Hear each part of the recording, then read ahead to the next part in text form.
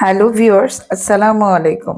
আজ আমি আপনি যেরকম টাটকা টাটকিনি মাছ ৫-৬টা আলু এবং টমেটো দিয়ে চচ্চড়ি করব। এটা শীতকালে খেতে বেশি ভালো লাগে, তাছাড়া অন্যান্য সিজনও মজা লাগে। যাই হোক, এই টাটকিনি মাছগুলো আমি ভালো করে কেটে বেছে ধুয়ে নিয়েছি। এবার আলুটা একটু কাটবো। আলুটা খুব কুচি করে কেটে নিব।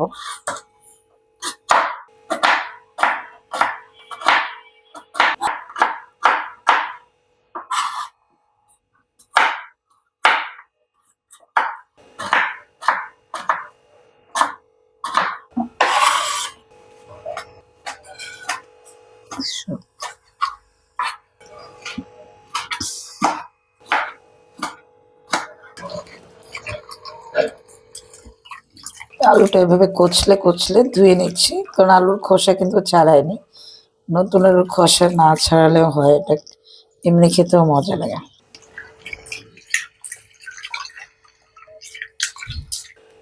যে কড়াই নিয়েছি, এখানে মাছগুলো এভাবে দিলাম।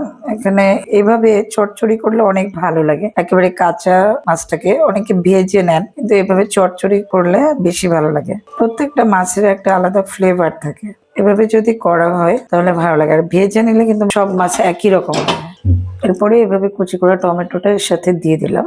এরপরে একটু বেশি করে পেঁয়াজ দিয়ে দিচ্ছি, পেঁয়াজ কুচি। তারপরে ৭-৮টা কাঁচামরিচ ফালি দিয়ে দিয়েছি।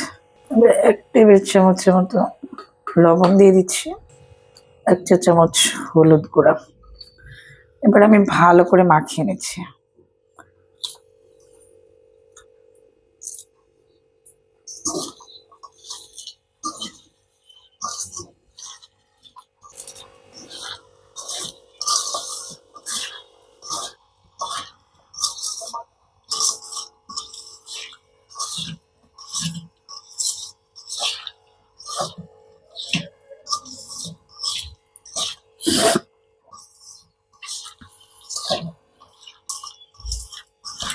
আমি প্রায় ২-৩ মিনিট ধরে এভাবে ভালো করে মাখিয়ে নিচ্ছি। এই মাখানোটার মধ্যেই কিন্তু এই রান্নাটার টেস্ট নির্ভর করে। এতক্ষণ করে মাখিয়ে মাখিয়ে সব একসাথে মিক্স হয়ে যায়। এবার আমি তেল দিয়ে দেবো। ৪-৫ টেবিল চামচের মতো তেল দিয়ে দিলাম। এবার আরেকবার মাখিয়ে নিচ্ছি।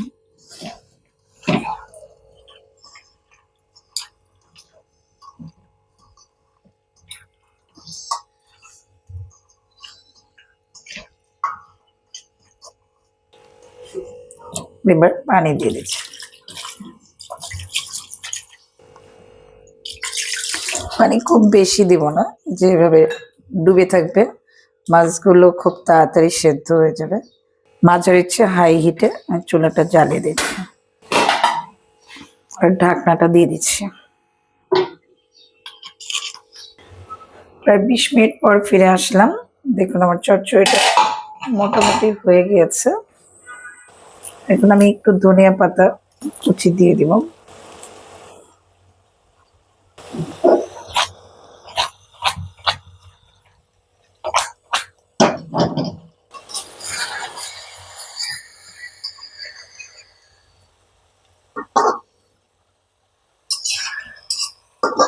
বাটা মাছের সাথে একটা সরপুটিও আছে, নামিয়ে ফেলবো কিছুক্ষণের মধ্যে।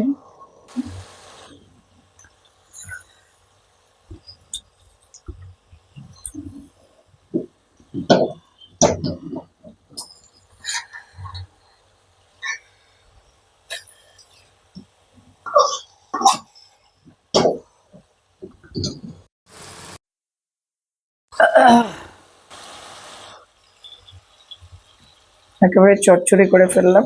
দেখুন তরকারির উপরে তেল উঠে এসেছে। এবার আমি নামিয়ে ফেলবো। এবার আমি নামিয়ে ফেলছি।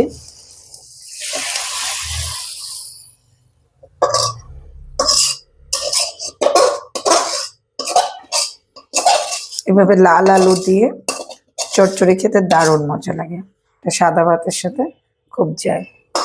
একবার করে দেখুন, খুব ভালো লাগবে।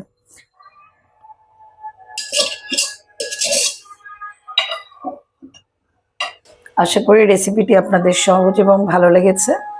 ভালো লাগলে প্লিজ আমার চ্যানেলকে সাবস্ক্রাইব করুন, আর পাশে থাকা বেল আইকনটি ক্লিক করুন। আর যারা ইতিমধ্যেই সাবস্ক্রাইব করেছেন তাদের অসংখ্য ধন্যবাদ। সবাই ভালো থাকবেন। আল্লাহ হাফেজ।